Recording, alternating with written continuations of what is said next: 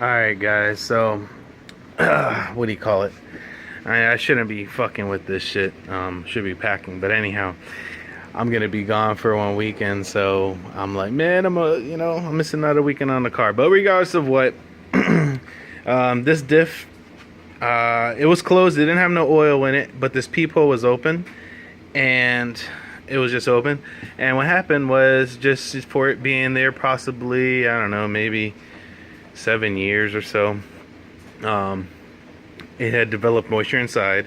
So my ring and pinion, the spag gear, it didn't have a lot of rust, but it had, a little bit of rust. I'll put it, it wasn't like thick rust, it was just kind of like, like surface rust. But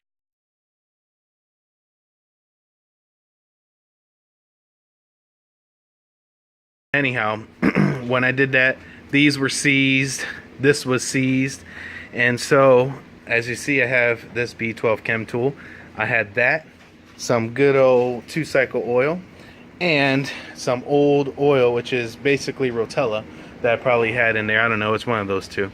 But I ended up filling up the pumpkin, filling that up, and then flipping it over onto its top, and then just topping it off here and just filling it up and just letting it sit. Well, we ended up leaving and pick up the kids from school, whatever, yada yada yada. When I come back in, I had oil on the ground, I had oil here, it was just dipping because I had overfilled it. Now, whatever, shit happens.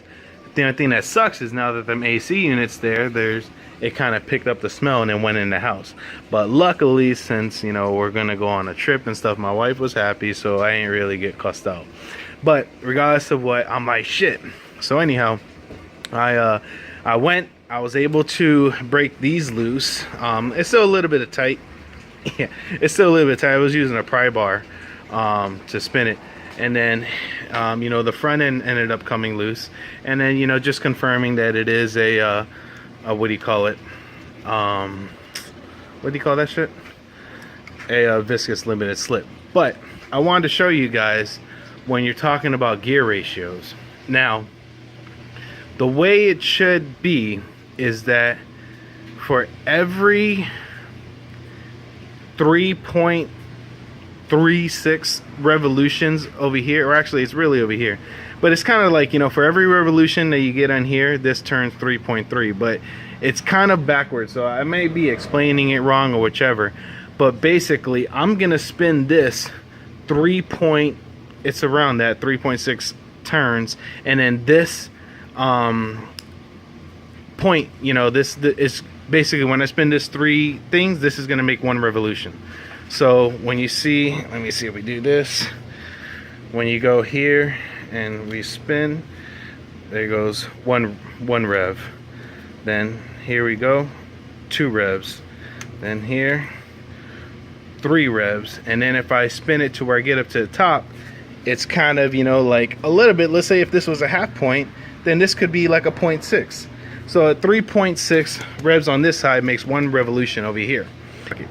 I'm not an engineering guy, but you can see the relationship, what I'm trying to say. My whole theory is kind of fucked up because I'm all over the place, so don't really take to what I'm listening to. I think really, like when you read these things or you see these things, try, seeing if you can figure out the engineering aspect behind it, if it's anything that you do, because it's pretty cool, like when you see knowledge and you're able to actually see what the relationship is when you're saying, oh, this is a 3.9, this is a 3.6, whatever, yada yada yada.